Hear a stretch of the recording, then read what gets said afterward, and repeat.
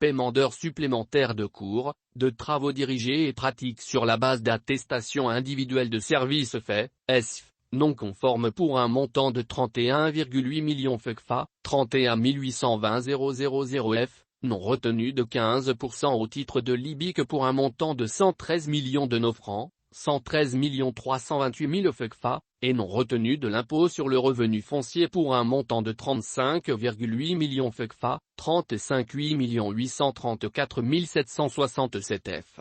Auquel s'ajoute, la non-application des pénalités de retard sur des marchés pour un montant de 2,4 millions FECFA, 2 421 708 F, et le paiement d'un contrat partiellement exécuté pour un montant de 4,7 millions FECFA, 4 720 000 F, en passant par la réception de matériel non conforme pour un montant de 2,4 millions de nos francs, 2 827 200 FECFA.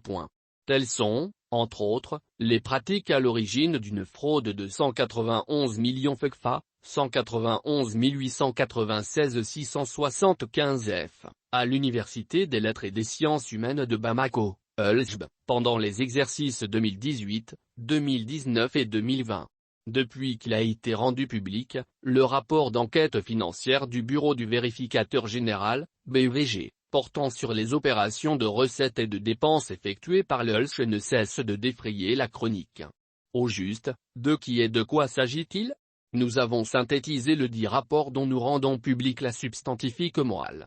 La gestion de l'Université des Lettres et des Sciences Humaines de Bamako est victime d'une gabegie qui ne dit pas son nom.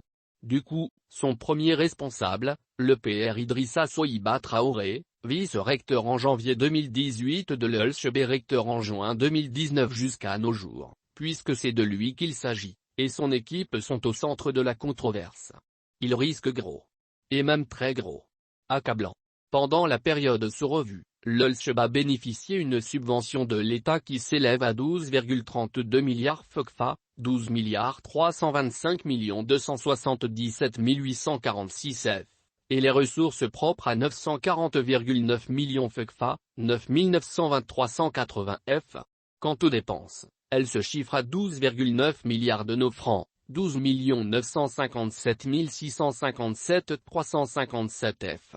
Du coup, la rationalisation des ressources de l'ULSHB s'impose afin qu'elle joue pleinement et durablement son rôle de formation et de renforcement des compétences.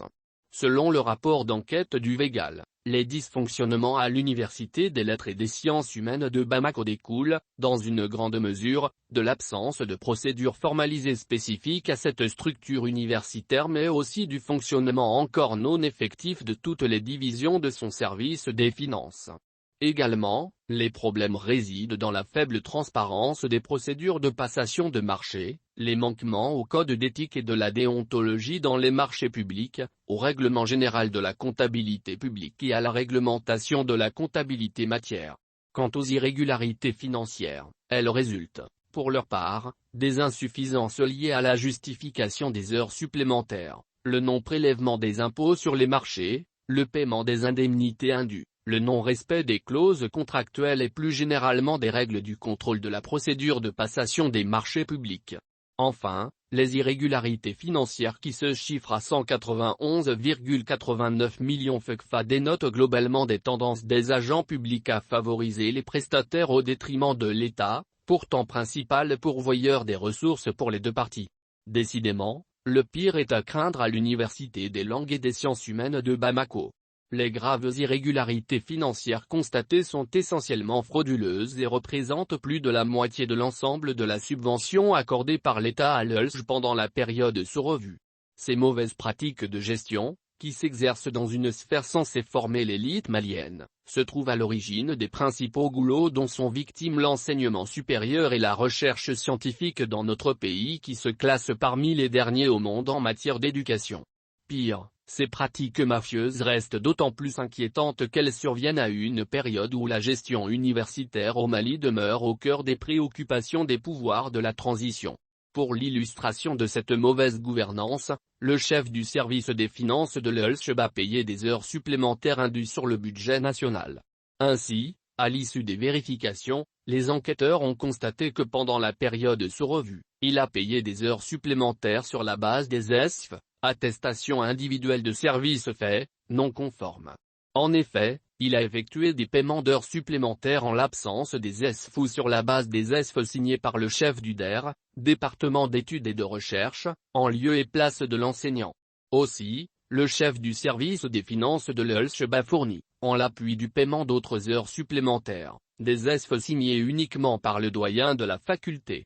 Le montant total des heures supplémentaires de cours, de travaux dirigés et pratiques payés sans ESF ou sur la base des ESF non conformes est de 31,8 millions FECFA, 31 820 000 F, dont 22,6 millions, 22 620 000 FECFA, par les enseignants non permanents. Et le hic qui titille, c'est que le chef du service des finances n'a pas retenu l'IBIC, impôt sur les bénéfices industriels et commerciaux, sur les indemnités d'heures supplémentaires payées aux enseignants non permanents. Du coup, les enquêtes révèlent qu'il n'a pas prélevé sur les montants payés aux enseignants non permanents, la retenue de 15% au titre de l'IBIC.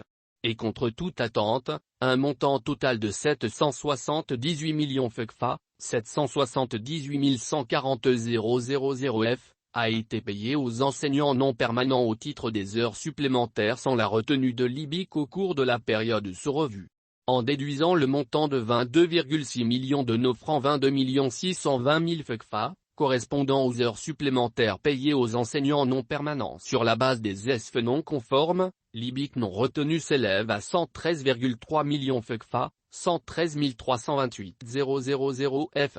Pendant ce temps, le chef du service des finances n'a pas retenu à la source l'impôt sur le revenu foncier.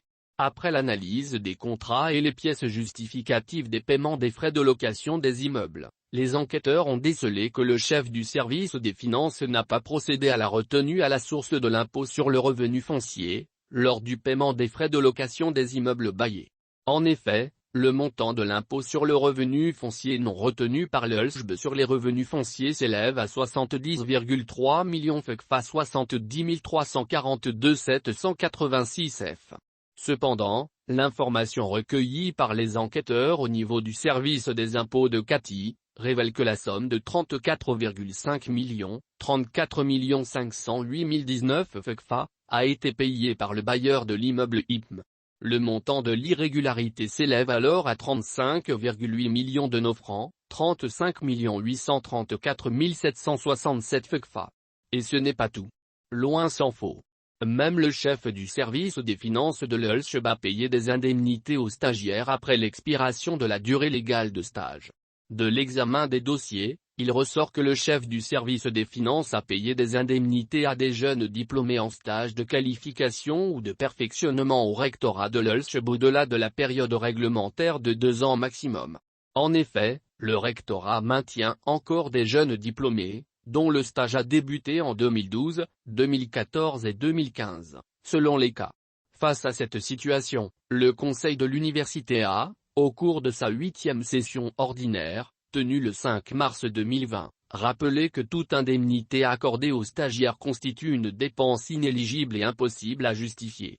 Par la même occasion, le Conseil a invité l'administration au respect strict de la réglementation qui régit l'accueil des stagiaires au sein des services publics, y compris les EPA, notamment en ce qui concerne la durée légale de ces stages. Le montant des indemnités injustifiées payées aux stagiaires courant l'année 2018 s'élève à 945 000 FECFA. Toutefois, malgré la demande par mémo N-001, le chef du service des finances n'a pas fourni à l'équipe de vérification les pièces et documents des paiements des indemnités pour les années 2019 et 2020. Et comme si cela ne suffisait pas, le chef du service des finances n'a pas appliqué des pénalités de retard sur des marchés. Cependant, les enquêteurs ont découvert qu'en 2019 et en 2020, le chef du service des finances n'a pas appliqué les pénalités de retard sur 11 marchés dont les réalisations ont accusé des retards allant jusqu'à 119 jours. Le montant total de l'irrégularité s'élève à 2,4 millions FECFA, 2421 708 F.